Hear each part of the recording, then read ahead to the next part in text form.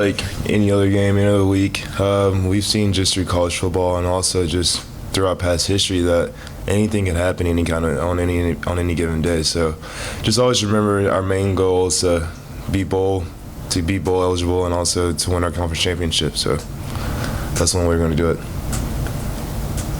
What were some of the big messages coming out of that Vanderbilt game of things that need to get better? Just when you have to look at yourself in the mirror. You have to realize that football is a game of inches. And with that being said, we have to start looking at the small things and perfecting the small things, because if you have too many of the small things that's not perfected, then you're going to have bigger problems later down the road. So I think we just need to just focus on more so the small things before, any of the big stuff. There's still that belief and confidence in the locker room of this team. I'm 100% for sure that we know that we're still a really good team, offensively and defensively. If you look at any of the stats, that tells you alone, the running back for Vanderbilt only got 95 rushing yards against us, and when he was averaging 125 every week. So that just says alone that we can knock out those SEC opponents like how we do when we played Vanderbilt, how we did when we played Alabama, and also when we played LSU last year. That we are a very good team, and we all know that. We see ourselves on film. Last year you guys were pretty healthy most of the season. How frustrating has it been to have to deal with all these injuries to key players too through just 4 games? One thing about the defense this year that I really couldn't say last year was that the defense has a lot of depth.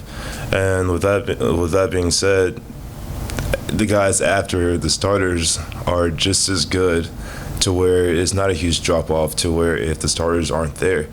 And that's why we have a really good defense this year, is because we have depth and we have athleticism, and we're just, in my opinion, I think we're just really good this year. Despite the result on Saturday, it had to be a lot of fun playing in front of that. It was a record high for at Western. It was one of the biggest games I've ever played here at Western. I've been here since 2013.